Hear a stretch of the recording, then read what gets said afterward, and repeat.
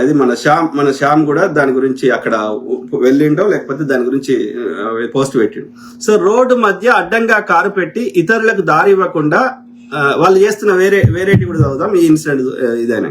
Road మధ్య అడ్డంగా car పెట్టి లేకపోతే వాళ్ళ గురించి చెప్పినాక అది చదువు. సో అయితే నేనేమంటున్నా అంటే మన కల్చర్, మన అస్తిత్వం మీద దెబ్బ కొడుతున్నారు, మన కల్చర్ మీద దెబ్బ కొడుతున్నారు, మన ఐడెంటిటీ మీద దెబ్బ కొడుతున్నారు. వాళ్ళు ఈ ప్రాంతాన్ని వాళ్ళ ప్రాంతం లెక్క చూడరు. ఓకే, పండుగ వస్తే మళ్ళీ ఇప్పుడు సంక్రాంతి వస్తే సగం హైదరాబాద్ ఖాళీ అవుతుంది, ఆంధ్రాకి పోతారు. ఓకే, అట్లనే అక్కడ రాజస్థాన్ లో ఏదైనా మేజర్ పండుగ అయితే మళ్ళీ ఆడికి వెళ్ళిపోతారు. అంటే ఇక్కడి మనుషులు లెక్క వాళ్ళు ఫీల్ గారు, ఈ ప్రాంతం బాగుపడాలనుకోరు, ఇక్కడ లోకల్ ఎకానమీకి వాళ్ళు ఏం కాంట్రిబ్యూట్ చేయరు, ఇక్కడ ఉన్న వాళ్ళని హైర్ చేసుకోరు, ఇక్కడ సంపాదించుకున్న సంపద తీసుకొని మళ్ళీ అక్కడ పెట్టుకుంటారు, అక్కడ ఇల్లులు కొనుక్కుంటారు, అక్కడ ఇంకోటి చేసుకుంటారు. మరి మనం ఎందుకు వాళ్ళకి అన్ని రకాలుగా భద్రత కల్పించాలి? మనం ఎందుకు ఇక్కడ వాళ్ళకి లోన్లు ఇవ్వాలి? మనం ఎందుకు ఇక్కడ మళ్ళీ ఇంకో దరిద్రం ఏంది, ఈ బనియాలు ఎట్లా దోసుకుంటారు ఈ బీజేపీ వాళ్ళు? ఈ బనియాల ద్వారా లోన్లు తీపించుకుంటారు. ఇవాళ 23 మంది దేశం విడిచి పారిపోయారు. ఆ సుస్మితా సేన్ దొరుకుతాడు నీరవ్ మోడీ కానీ నరేంద్ర మోడీకి దొరకడు. కాంగ్రెస్ వాడు దోసుకున్న సొమ్ము తెచ్చేస్తే ఒక్కొక్క అకౌంట్ లో 15 లక్షలు వస్తాయి అన్నోడికి ఇవాళ వీళ్ళందరినీ విదేశాలకు పంపించేసాడు. మళ్ళీ అందరు చూడండి కార్య బనియాలే ఉన్నారు. అంటే ఎందుకు చేస్తున్నాడు? వాన్ ద్వారా బ్యాంకులలో లోన్లు ఇప్పిస్తాడు. ఆ బ్యాంకులో ఉన్న పైసలు మనం అందరం దాచిపెట్టుకున్న పైసలు అవి ఇప్పించి ఏం చేస్తాడు? వాడు డిఫాల్టర్ అంటే కట్టొద్దని వీడే చెప్తాడు. చెప్పేసి మళ్ళా ఆ లోన్ కట్టడానికి ఎక్కడి నుంచి పైసలు ఇస్తాడు? మనం ట్యాక్స్ కడతాం కదా గవర్నమెంట్ కి, ఆ ట్యాక్స్ తీసుకొని బ్యాంక్ కొనికి కడుతున్నాడు.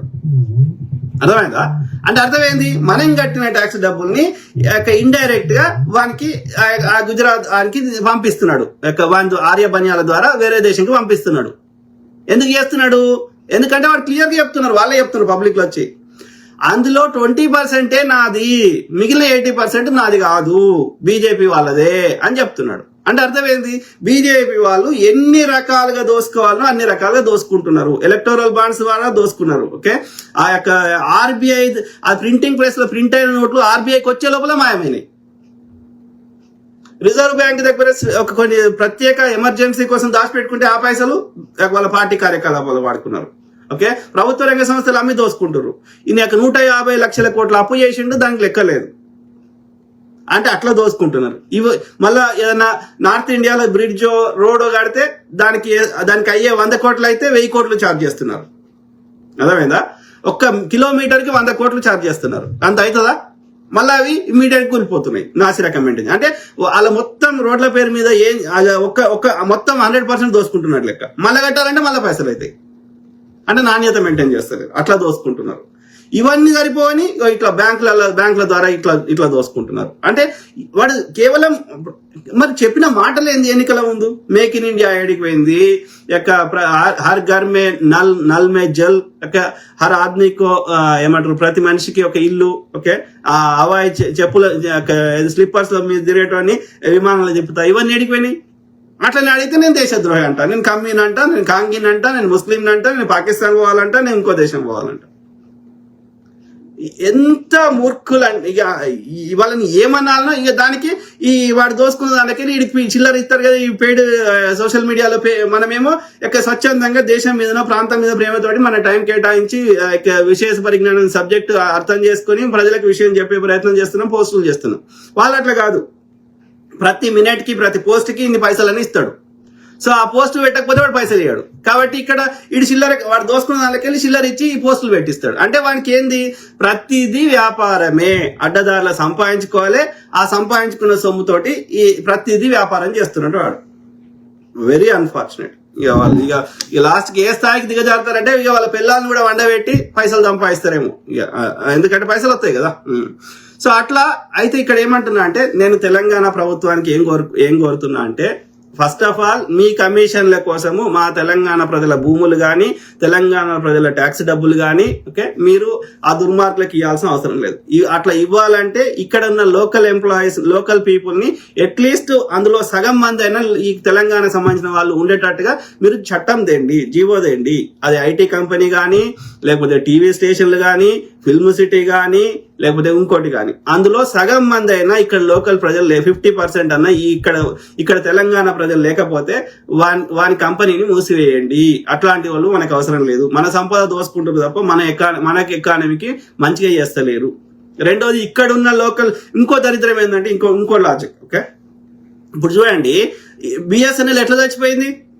దాని అస్తిత్వం ఒకప్పుడు బిఎస్ఎన్ఎల్ అంత మంచిగా ఉండి అంతమందికి ఎంప్లాయ్మెంట్ ఇచ్చిన బిఎస్ఎన్ఎల్ ఇవాళ బిఎస్ఎన్ఎల్ ఇచ్చినంత ఎంప్లాయ్మెంట్ వాడు జియోలు ఇస్తలేడు. 10 మంది చేసే పని ఒక్కంతోటి చేయిస్తాడు. ఓకే, మళ్ళీ అన్ని జీతాలు అంత జీతాలు ఇవ్వడు, అన్ని ఫెసిలిటీస్ ఇవ్వడు. మరి ఎందుకు ఎట్లా చచ్చిపోయింది అది? ఏం చేస్తాడు వీడు వ్యాపారి? వాడు ఈవెన్ మార్వాడిలో ఎవరైనా ఏం చేస్తారు? వాడు మనకంటే మనం చేసే దానికంటే వాడికి లాస్ వచ్చినా సరే వాడు ఫ్రీగా ఇస్తాడు, లేకపోతే తక్కువ రేటుకి ఇస్తాడు. ఎప్పటిదాకా ఇస్తాడు? ప్రజలు వాని వ్యాపారాన్ని అలవాటు అయ్యేదాకా ఇస్తాడు. అర్థమైందా? సో వాని దగ్గరికి వీళ్ళు వాడు ఫ్రీగా ఇస్తే పోయినారు అనుకో, మిగతా ఏం అయితే బిఎస్ఎన్ఎల్ కానీ మిగతా వ్యాపారాలు ఏమైతే చచ్చిపోతాయి. ఎందుకంటే వీడు లాస్ట్ లో ఎక్కువ రోజులు బిజినెస్ చేయలేడు. అర్థమైందా? ఒకసారి మిగతా చంపేసినాక ఇక అప్పుడు వాడు రేట్లు ఇష్టం ఉన్నట్టు పెంచేస్తాడు. ఇక మోనోపాలి అంటే కాంపిటీషన్ లేకుండా చేసుకుంటుంటాడు. సో అది జరుగుతుంది. ఇప్పుడు జియో స్టార్టింగ్ లో ఫ్రీగా ఇచ్చాడు, జియో వచ్చినాక మిగతా దాదాపు చంపేసినాక ఇప్పుడు జియో రేట్లు ఇష్టం ఉన్నట్టు పెంచుకుంటాడు ఇక. సో దట్ ఈస్ ఏమంటారు, డర్టీ గేమ్. అర్థమైందా? సో కాబట్టి నేను తెలంగాణ ప్రభుత్వానికి ఏం కోరుతున్నా అంటే, సీఎం రేవంత్ రెడ్డి గారికి ఏం కోరుతున్నా అంటే, ఇక్కడ మన తెలంగాణ వాసులు, మూలవాసులు, ఇక్కడ కల్చర్, ఇక్కడ ఐడెంటిటీ, ఇక్కడ వాళ్ళ తాత ముత్తాతల నుంచి ఉన్నోళ్ళు, ఇది నా ప్రాంతం అని ఫీల్ అయిన వీళ్ళని, ఇక్కడ ఉండే వైశ్యులు కానీ ఇక్కడ ఉండే మిగతా వ్యాపారస్తులు కానీ వీళ్ళకి ఫస్ట్ ప్రయారిటీ ఇవ్వండి.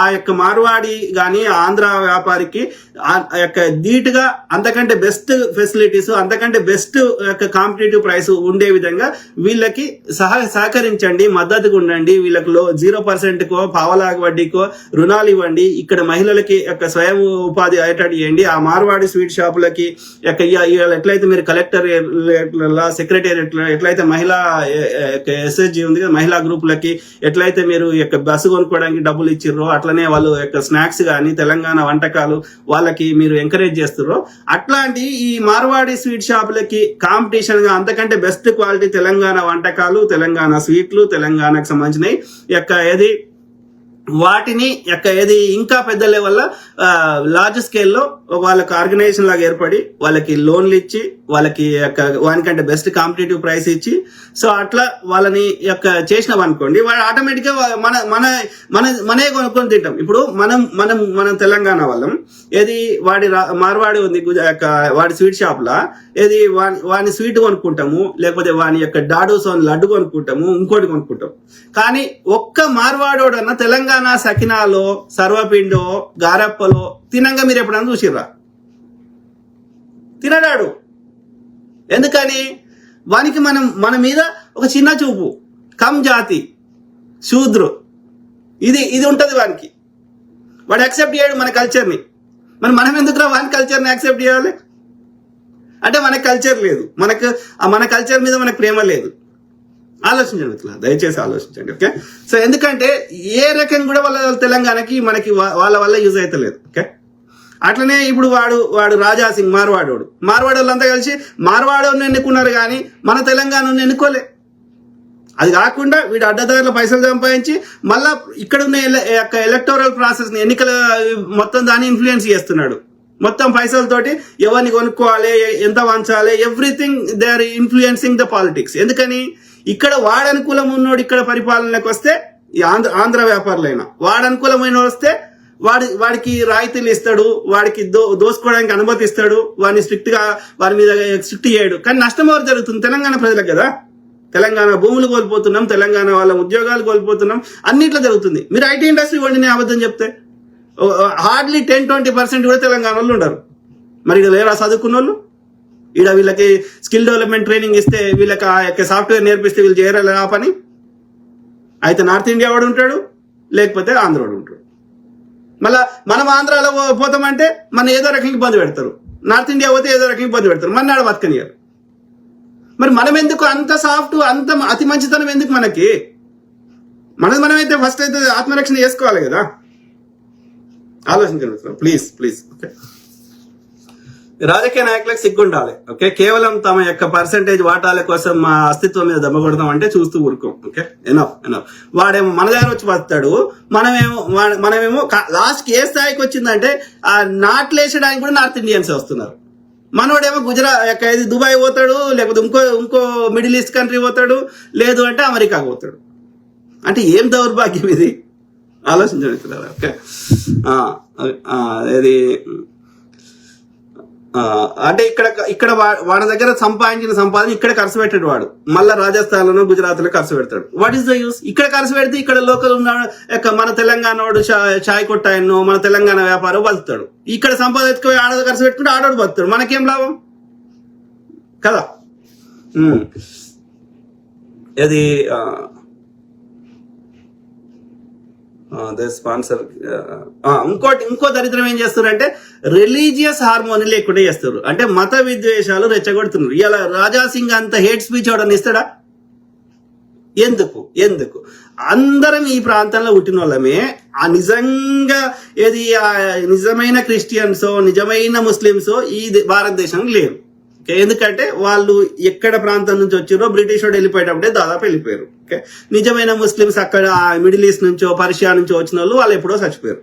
భారతదేశంలో ఉన్న ఏ మతం వాడైనా, వాడు సిక్ వాడైనా, ముస్లిం వాడైనా, క్రిస్టియన్ వాడైనా, ఇంకో మతం వాడైనా ఇక్కడి మూలవాసియే, నల్లతోలున్నోడే, ఈ గడ్డ మీద పుట్టినోడే. వాళ్ళ తాత ముత్తాతలు ఎవడు మనిషి పుట్టినప్పటి నుంచి ఏ మతము లేదు. First thing. ఓకే, ఒక 3000 సంవత్సరాల కంటే ముందు మనిషి ఏ మతం లేదు, ఏ జంతువు ఏ మతాన్ని మొక్కుతలేదు. ఓకే, అప్పటికంటే ఇంకా మంచిగా బతుకుతారేమో అన్న ఆశతోటి గిన్ని విలువలతోటి బతుకురా అని చెప్పిందే మతం తప్ప అంతకు మించి మన బదులు ఎవడొచ్చి తినడు. మనకు కావాల్సిన అన్ని ఆల్రెడీ ప్రకృతి, ఈ విశ్వము. ఇంకా స్పెషల్ గా మనం పరీక్ష రాయకుండా పాస్ చేయరు ఎవరు.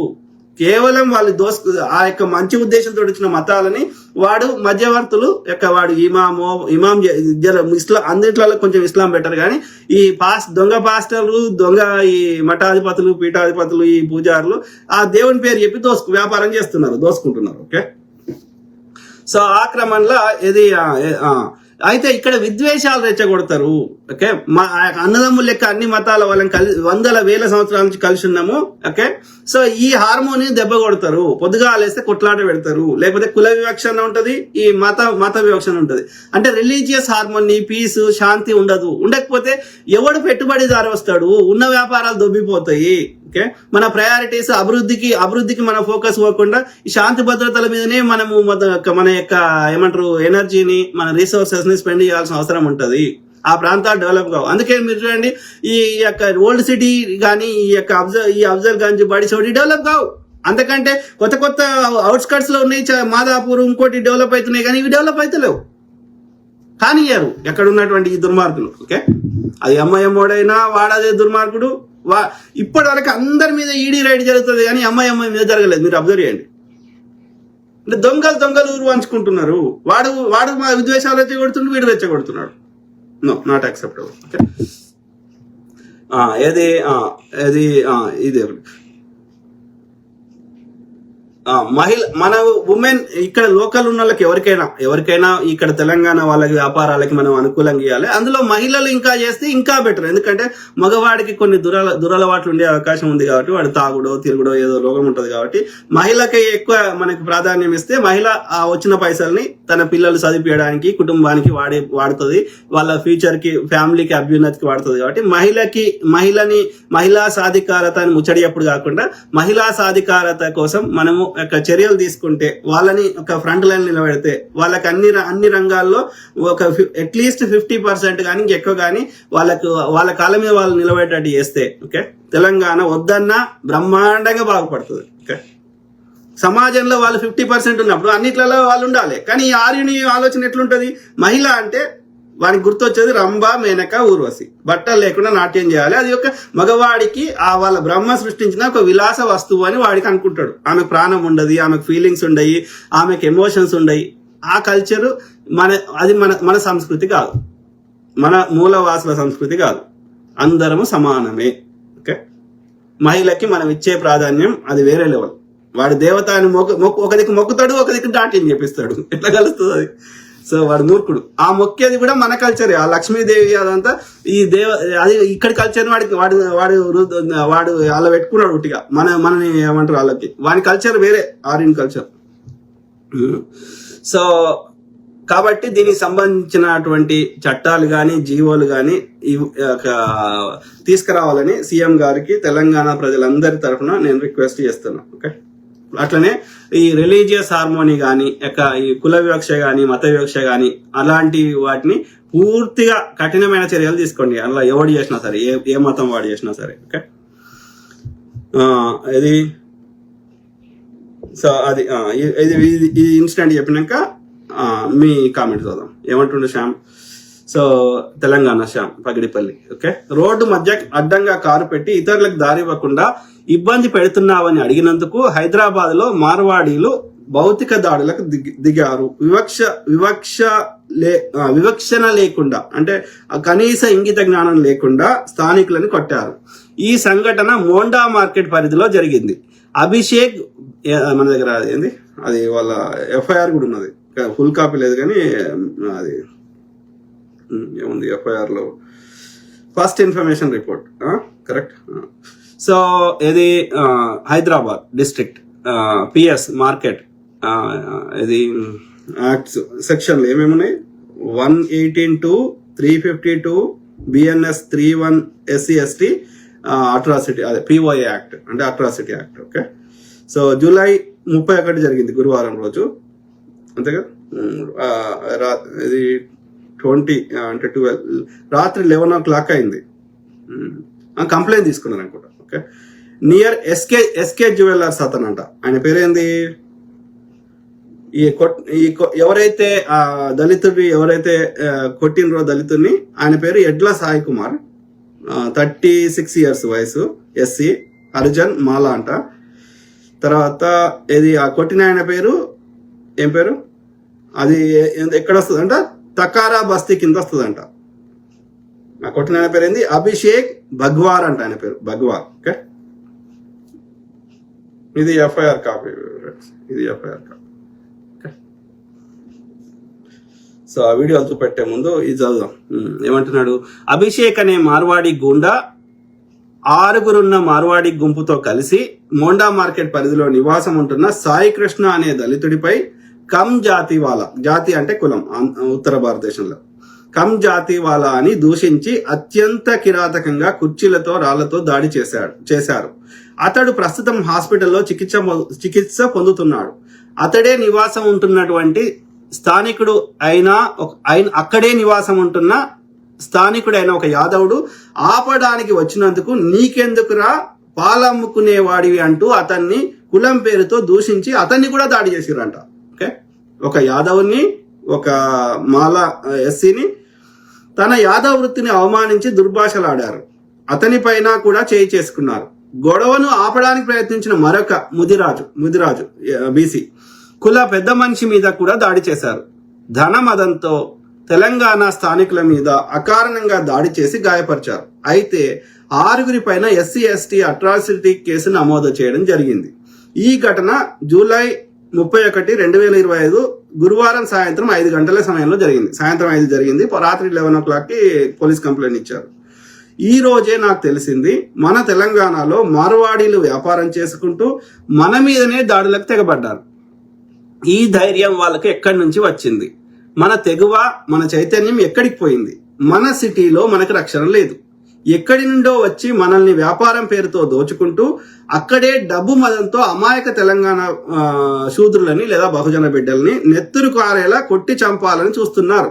ఈ దాడిని ఖండించడానికి తెలంగాణ రాష్ట్రంలోని ప్రజలు ముందుకు రావాలని కోరుతున్నాను. కావున తెలంగాణ ప్రజాస్వామ్యవాదులు, తెలంగాణ వాదులు, బహుజన వాదులు, దళిత సంఘాలు అందరికీ ఈ సందర్భంగా పిలుపునిస్తున్నాం. మోండా మార్కెట్ లో పెద్ద ఎత్తున నిరసనలు తెలిపి దోషులకు శిక్ష పడేంత వరకు పోరాటం చేద్దాం రండి. మీ తెలంగాణ శ్యామ్ పగిడిపల్లి, దక్షిణాది పరిరక్షణ వేదిక. అది మిత్రులారా, దానికి సంబంధించిన వీడియోలు చూసినాక మీకు కామెంట్ చూద్దాం. ఓకే, ఏది ఆ ఇన్సిడెంట్?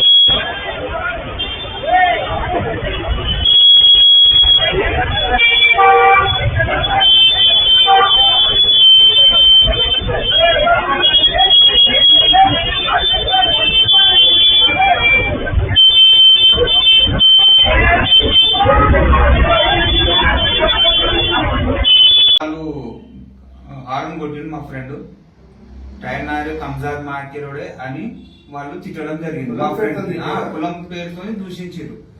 कुलम पेड़ तुम दूसरे क्या भाई मैं क्या बोला आपको सिर्फ आरन मारा आप लोग इतना बड़े कई को बात कर रहे అనగానే లోపల వాళ్ళ అల్లుడు వారి అత్తగారింటి ముంగట నేను కూడా నా ప్రతాపం చూపించుకోవాలని అక్కడ బొల్లారంలో ఇక్కడ ఉండేటైనా ఆయన ఈడికి వచ్చి మొత్తం మా మిత్రునికి వాళ్ళ అల్లుడు మామ కొడుకు మా మిత్రునికి కొట్టేసి అదంతా మార్వాడేనా? అంతా మార్వాడి జైన్ మార్వాడి సార్. ఆయన ఆపి ఆయన అడుగుతుంది నిన్నెందుకు కొట్టింది ఇక్కడ అన్న నాకు ఇట్లా మా మిత్రునికి పైన దాడి జరిగిందని నాకు తెలియగానే నేను ఇమీడియట్లీ వచ్చేసిన. ఇమీడియట్లీ నేను మిల్క్ కనెక్షన్ కి నేను వెళ్తున్నా. అయితే మా మిత్రుని పైన దాడి జరిగింది అనగానే నేను రావడం జరిగింది. రాగానే आओ तू क्या रे दूध बेच लेने वाले तू क्या तेरी औकात क्या है అని నా మీద అంటే మా మిత్రుని రక్తం అదంతా చూసి నాకు బరదాజు కాలే. నేను కూడా ఒకటి నేను రెండు మూడు కసురుకున్నా కోపడ్డా నేను కూడా కొట్టేసిన. ఇక ఆ నుంచి స్టార్ట్ అయిపోయింది గొడవ. స్టార్ట్ కాగానే వాళ్ళ షాప్ లో పనిచేసే వ్యక్తులు గాని వాళ్ళ అల్లుళ్ళు వాళ్ళ కొడుకులు అన్నదమ్ములు 6 మంది కలిసి మా పైన దౌర్జన్యంగా బకెట్లు స్టూళ్ళు ఏది వాళ్ళు చేయలేక దొరికితే అది కొట్టడం జరిగింది. స్టూల్ ఉంటుంది. అర్థమైంది కదా, సిచ్యువేషన్ అయితే అర్థమైంది కదా. ఓకే, సో మీ కామెంట్ చదువు.